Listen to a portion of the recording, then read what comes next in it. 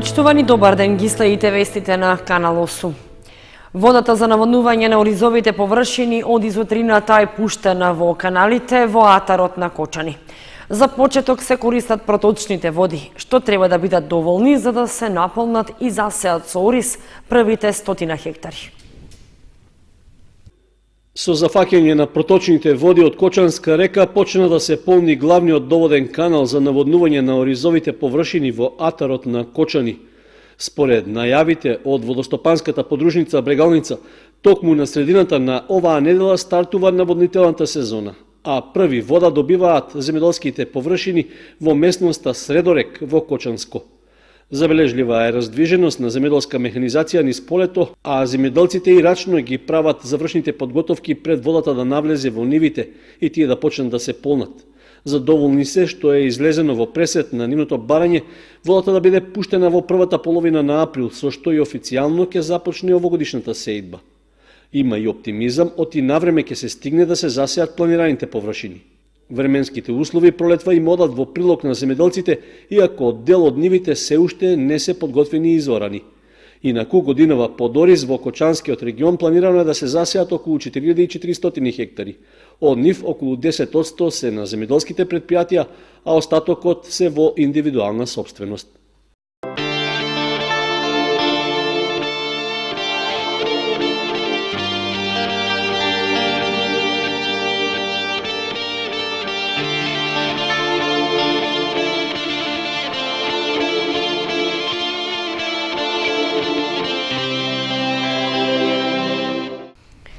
Општинската организација на СДСМ од Кочани организираше пресконференција, на која беше направен краток пресек за досегашните активности за приближување на државата кон членство во НАТО и ЕУ. Исто така беше упатен повик до граѓаните да присуствуваат на митинг со кандидатот за претседател Стево Пендаровски, што е закажан за четврток навечер. Општинската организација на Социјалдемократскиот сојуз од Кочани организираше пресконференција на која претседателот на кочанските социјалдемократи рече дека државата секојдневно се менува на подобро и оди напред.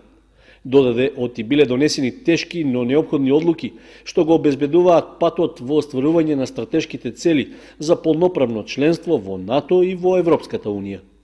Со членство во НАТО и ЕУ обезбедуваме напредок, безбедност и нови работни места, просперитетна иднина за нашите деца и повеќе можности за младите да останат во нашата држава. Патот на кој што заедно тргнавме, мораме заедно да го изодиме до крај, за да успееме сите. Време е да ги оставиме поделбите зад нас и да се обединиме во заедничките цели.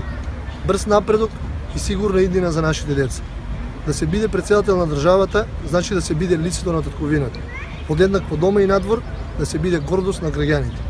Да се биде претседател, значи да се обединува, а не да се дели, да се поттикнува заедништво и меѓусебно разбирање. Да се биде претседател, значи да се има храброст и одважност да се донесуваат тешки одлуки, а не да се затскрива зад пропагандата на стравот и омразата. Претседателот на Општинската организација на СДСМ од Кочани додаде дека претседателот на државата треба да води, да обединува и да биде лице на татковината, гордост на граѓаните, да остане прв граѓанин на државата еднаков со сите и лидер за сите граѓани.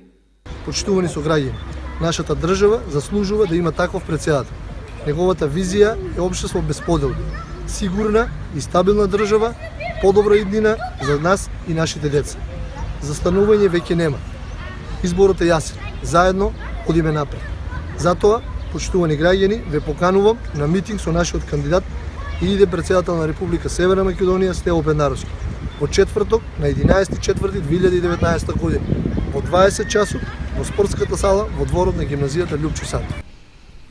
И Општинскиот комитет на ВМРО ДПМН од Кочани организираше пресконференција, на која беа упатени забелешки за недостигот од странски инвестиции на локално ниво. Оценето беше дека тоа е еден од начините за намалување на невработеноста во општината и подобрување на стандардот на граѓаните. Иако најголемиот пат на невработеноста и порастот на просечната плата дојдоа како резултат на активни мерки за самовработување и на странски инвестиции во Кочани, актуелната власт покажува целосна незаинтересираност за овие проблеми и не презема ништо за привлекување нови инвеститори. Ова меѓу другото го рече председателот на Општинскиот комитет на ВМРО ДПМН од Кочани, Миле Левков, на пресконференцијата на која што упати забелешки за досегашното работење на актуелната власт. Во Кочани не е донесена ниту една нова странска инвестиција. Прашуваме, дали овој застој се должи на инертноста и неспособноста на локалната самоуправа за превземање на конкретни чекори кои инвеститорите ги бараат? Дали локалните функционери имаат други приоритети?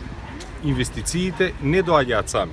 Левков ја критикуваше актуелната власт обвинувајќи ја за незаинтересираност за странските инвестиции. И наместо сега, кога се на власт, да се посветат на работа, функционерите од СДС уживаат во благодетите на власта, а деновиве во кампања за председател гледаме дека се грижат само за да останат на власт. Работат само за своји интереси, а за градоначалникот само добива и доделува плакети по најразлични основи. Со нови странски инвестиции ќе растеше и платата на вработените, ама можеби повисоките плати за работниците некому во оваа власт не му одговара. На крајот, председателот на Општинскиот комитет на ВМРО ДПМН од Кочани упати повик до граѓаните да излезат на избори и да гласаат за председателскиот кандидат Гордана Силјановска-Давкова. Од Општинската организација на СДСМ испратија писмена реакција на обвинувањата на пресконференцијата на ВМРО ДПМН. Владеачката гарнитура, која една деценија уживаше во благодетите од своето владење, безмилосно крадеше, манипулираше и узурпираше права, која пред се го ставаше личниот интерес, секојдневно се огласува и моли да се врати на власт. Инертност и неспособност веројатно има, но само кај дел од локалната администрација, таму каде што тешко се искоренуваат навиките стекнати преку привилегии на партиско-семејните поколенија. ДПМН се уште не им одговори на граѓаните каде одеа по 150.000 евра за една учебна година од школскиот превоз. Сегашните раководители сега инвестираат во училиштата, бидејќи ги вратија долговите во кои ги втурнаа оние кои што сега без никаков срам сакаат да се вратат на власт. Свежи се сеќавањата и раните од претходната власт. Затоа граѓаните не му веруваат на ДПМН. ДПМН имаше можност да покаже што и колку умее на повеќе нивоа на владење. Граѓаните на 21 април ќе потврдат дека се против сиот криминал, грабежот, против корупцијата, против злосторствата што се правеа. Ќе потврдат дека избираат опција на заедништво, дека бираат сигурна иднина, заедно да одиме напред. Се вели во писмената реакција од СДСМ Кочани на пресконференцијата на Општинскиот комитет на ВМРО ДПМН.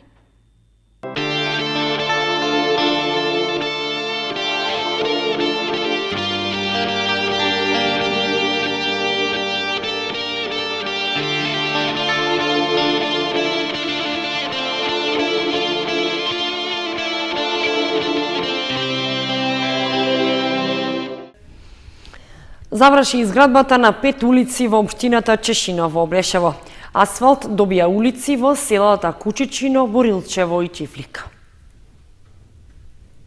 Заврши асфалтирањето на 5 улици во селата Кучичино, Борилчево и Чифлик, а за што беа обезбедени околу 10 милиони денари.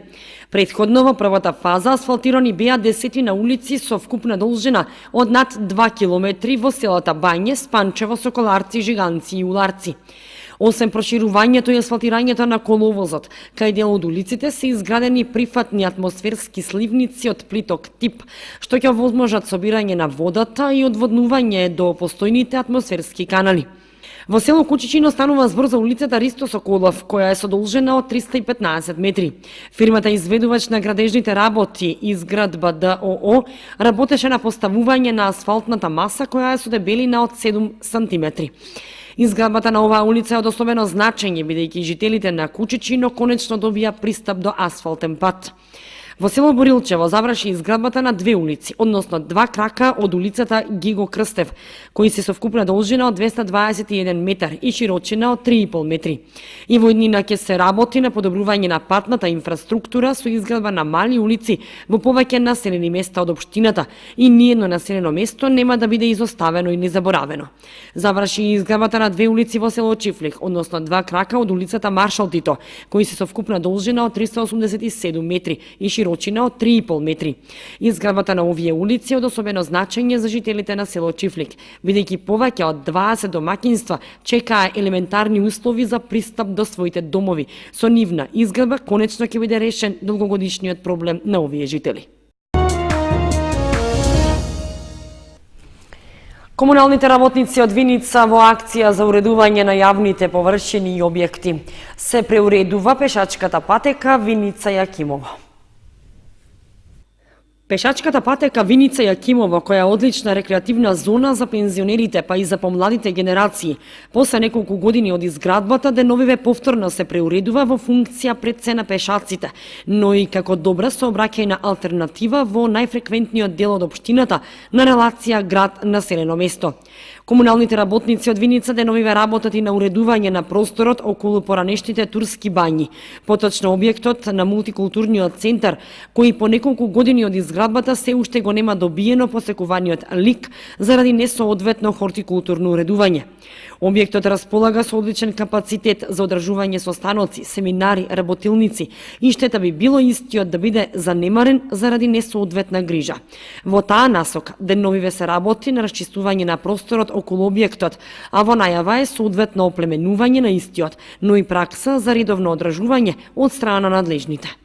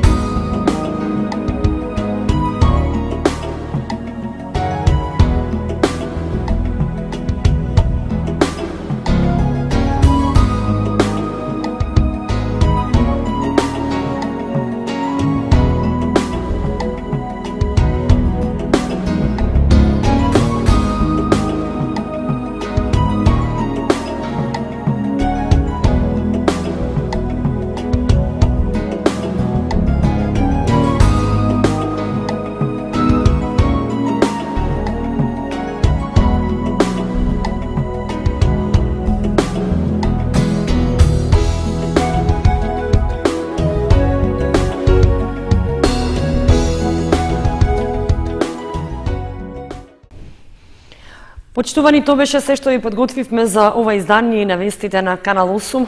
Останете и понатаму со нашата програма. Довидување.